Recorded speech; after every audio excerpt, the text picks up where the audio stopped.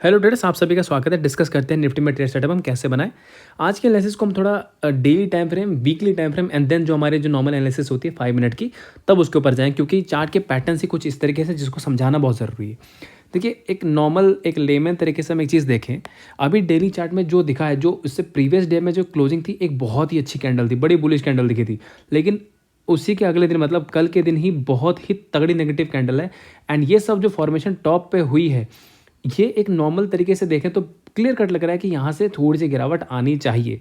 अब यहाँ से ये चीज़ कह देना, देखिए ये थोड़ी साइकोलॉजी कैसे इंप्रूव करते हैं कि यहाँ से ये कह देना कि मार्केट में क्रैश आ जाएगा और वो क्या होते हैं ब्लड बाथ आ जाएगा कि यहाँ तक चली जाएगी, इस वक्त कहना सही नहीं। क्योंकि अभी भी एक नॉर्मल तरीके से देखें तो अप ट्रेंड तो अभी भी इंटैक्ट है। अगर मैं यहाँ पे नॉर्मल ये देखूँ कि ठीक है, इधर भी देखिए कैंडल कितनी अच्छी आई थी बेरिश वाली, लेकिन पुल बैक दे के वापस अप ट्रेंड हो गया।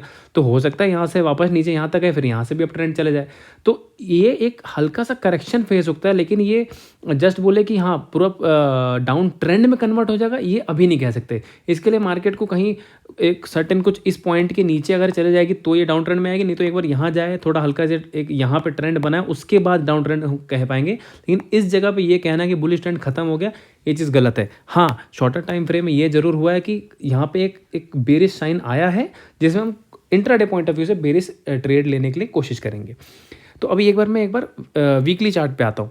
देखिए, जिस तरीके से हमको ट्रेड करना है, यहाँ पे बहुत सेटअप क्लियर कट है।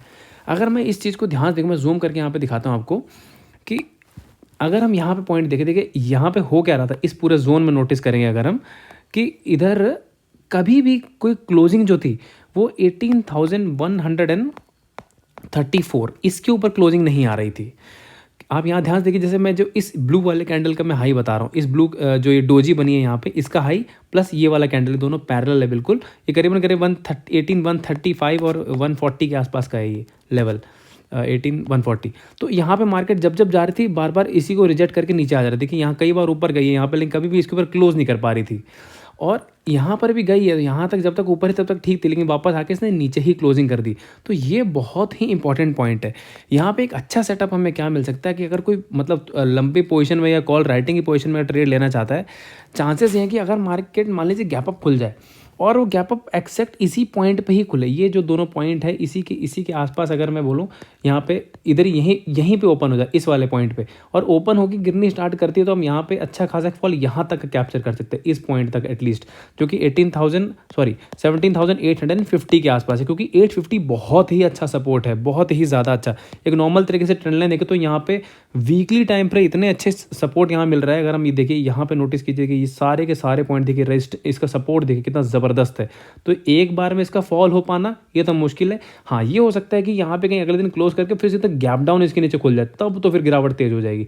लेकिन यहाँ पे जब तक सीधी सीधी आ रही है तो यहाँ से कॉल के आने का चांसेस भी बहुत है। इसलिए अगर पुट की ट्रेड लेनी तो सबसे बेस्ट पोजीशन तो यही रहेगी कि मार्केट अगर गैप अप खुले और वो बिल्कुल इसी पॉइंट पे जो मैंने बताया 18,135 140 यहीं पे खुल के डायरेक्ट, तो यहाँ से डायरेक्टली एक रेड कैंडल ऐसे करके यहाँ तक आ सकती है, इस पॉइंट तक। तो ये इस पॉइंट का जरूर ध्यान रखिएगा। एंड सपोर्ट के लिए जो मैंने बताया 17,850, मतलब ये बहुत ही इंपॉर्टेंट जोन है। मैं अगर प्रिसाइसली बताऊं, अगर आपको नॉर्मल मार्क करना हो तो एक जो रेजिस्टेंस जो मुझे अभी दिख रहा है वो है ये ब्लू वाला हाई, एंड जो सपोर्ट दिख रहा है वो है ये इस रेड का लो, मतलब इस ब्लू डोजी का हाई और इस रेड डोजी का लो। ये दोनों पॉइंट के बीच में मार्केट का एक अच्छा जोन बना हुआ है। तो call writer and put writer यहाँ पर भी अपने पोजीशन को शॉर्ट कर सकते हैं। तो ये हो गया एक नॉर्मल। उसकी बात, अब ट्रेडिंग कैसे करनी है। देखिए, जैसे मैंने डेली टाइम फ्रेम पे जो हमें 135.40 का सपोर्ट मिला, मतलब जो रेजिस्टेंस मिला है, वो यहाँ पर भी हमको दिख रहा है कि देखिए इस पोजीशन पे कितने यहाँ पे कितने रेजिस्टेंस है। ये 140 के आप रेजिस्टेंस देखिए। तो कोई भी हम पुट की पोजीशन लेंगे तो यहाँ पे श्योर शॉट एक छोटा सा हम ऐसे लगाएंगे, और अगर इसके ऊपर निकल जाती है तो हम कॉल की पोजीशन भी नहीं लेंगे। क्यों? क्योंकि आप मार्केट की साइकोलॉजी को समझिए।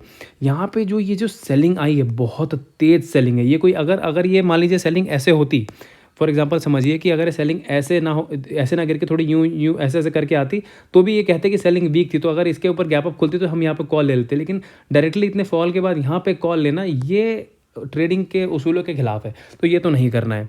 तो बहुत सिंपल क्लियर कट में बोलूँगा, यहाँ पर अगर मान लीजिए हमको सबसे जो बेस्ट सेटअप ये होगा, सबसे बेस्ट कि हमें गैप अप मिल जाए या फ्लैट खुल के ऊपर चली जाए एक बार मार्केट, और मार्केट करीबन मुझे ये वाला पॉइंट सबसे अच्छा लग रहा है, ट्रेड यहीं पे मैं ले लूँगा। कहीं इसके चक्कर में यहाँ पे वेट किया तो मेरे से हो सकता है यहाँ से मिस हो जाए। तो 18,116 के आसपास या 118 जितना इसके हमें क्लोज मिल जाए इस पॉइंट के, हम यहाँ पे एक पुट की पोजीशन लेंगे एंड इस कैंडल के हाई के ऊपर यहाँ पे हमारा एसएल होगा और टारगेट हम यहाँ पे छोड़ सकते हैं, कल के कल भी हो सकता है 17,980 और 960 के आसपास का हमको यहाँ पे टारगेट मिल सकता है। तो यहाँ पे अगर रिस्क टू रिवॉर्ड हम देखें तो जस्ट मेरे ख्याल से यहाँ 20 पॉइंट के आसपास का एसएल है इसमें निफ्टी के प्राइस में, एंड टारगेट यहाँ पे हमारे क्लियर कट करीबन 140 से 50 पॉइंट के टारगेट है, तो बहुत बढ़िया टारगेट है। अगर मार्केट मैंने जैसे बताया गैप अप खुलती है और वो गैप अप इस पॉइंट के ऊपर हो गई, मान लीजिए कहीं भी गैप अप खुल गई गलती से करीबन मान लीजिए इस पॉइंट के ऊपर खुल जाती है, तो मैंने जैसे बोला कॉल अवॉइड करेंगे। और पुट में हम एंटर कब करेंगे, जब मार्केट या तो यहाँ पहुँच जाए इस पोजीशन के पास, इस हाई के आसपास जितना पास, तो यहाँ पे हमें पुट ले लेंगे। नहीं तो यहाँ से मान लीजिए यहाँ पे कहीं खुली और यहाँ से नीचे आती है और जैसे ही मार्केट वापस इस कैंडल के नीचे, ये जो दो कैंडल यहाँ पे दिख रही है आपको, ये इस दोनों कैंडल का ये जो लो है, जैसे ही मार्केट इसके नीचे आ जाएगी तब हम यहाँ पे पुट लेंगे फिर इस कैंडल के हाई के एसएल के साथ। इस चीज़ को ध्यान से सुनिएगा, गैप अप अगर कहीं भी इसके बीच में खुलती है तो यहाँ से पुट लेना है, या फिर अगर यहाँ नहीं जाती तो जब वापस नीचे आती तो इस पॉइंट के नीचे आ जाएगी, तो इस कैंडल के हाई का एसएल आके हम अगेन पुट में बैठे रहेंगे, टारगेट हमारे सेम होंगे। अगर मार्केट यहाँ पे फ्लैट खुल के नीचे चली जाती है तो यहाँ पे थोड़ा सा दिक्कत है, क्योंकि मार्केट में ये बहुत ऑब्वियस ट्रेड हो जाएगी, बहुत ही ज़्यादा ऑब्वियस। कैसे? और मैं ऑब्वियस ट्रेड हमेशा मना करता हूँ। देखिए जैसे ये वाला यहाँ पे लो है, ये लो है, देन अगेन यहाँ पे ये लो है, तो अगर मार्केट यहाँ फ्लैट खोल के और सीधा इसके नीचे जाएगी तो हो सकता है कि ऐसे बेवकूफ़ बनाने के लिए सीधे एक बार वापस यहाँ से ऊपर आ जाए। तो ये हमको ये रिस्की जो ले सके वैसे मैं मना करूँगा, क्योंकि ये ट्रेड सही नहीं है। हो सकता यहाँ पे ज़रूर एसएल काटेगा। हाँ, हमारे लिए अच्छा है कि वापस नीचे जाके एक बार ऊपर हमको वापस अप मिल गया और वही सेम 18,115 के आसपास जो हमने नॉर्मल सिनेरियो डिस्कस किया, तो यहाँ पे फिर अगेन पुट बन सकता है। लेकिन फ्लैट खुल के नीचे जाने लग गई तो रिस्की है, फिर मैं इसको कहूँगा कि अवॉइड ही कीजिएगा। और कॉल के लिए तो मैंने सीधे बताया कि मैं अब बीच में तो कहीं कॉल लेने से रहा, कॉल में रहूँगा तो जैसे मैंने बताया 17,850-60 के आसपास वहाँ पे एक अच्छा कॉल का सेटअप बनेगा। उसके बीच में तो ज़बरदस्ती बोलते ना कि गिरते हुए मार्केट में कॉल नहीं खोजना चाहिए, तो वही वाला सीन है। अब इसमें पुट की कंडीशन एक जगह और बन सकती है कि अगर मार्केट सीधे गैप डाउन खुल जाए, मतलब मैं फ्लैट खुल के नहीं टूटे, अगर ये गैप डाउन ही 18,030 के नीचे खुले, ध्यान सुनिएगा, अगर ये गैप डाउन खुलनी चाहिए, फ्लैट खुल के मैं नहीं कह रहा हूँ, गैप डाउन अगर 18,030 के नीचे खुलेगी तब यहाँ पे फिर हम 18,042 के एसएल के साथ, बस 12 पॉइंट का एसएल, इससे ज़्यादा एसएल नहीं। हमारे जो भी वीडियोस देखते हैं उनको पता है हमारे एसएल बहुत छोटे होते हैं, टारगेट उसके कॉरस्पॉन्डिंगली अकॉर्डिंगली बहुत बड़े होते हैं।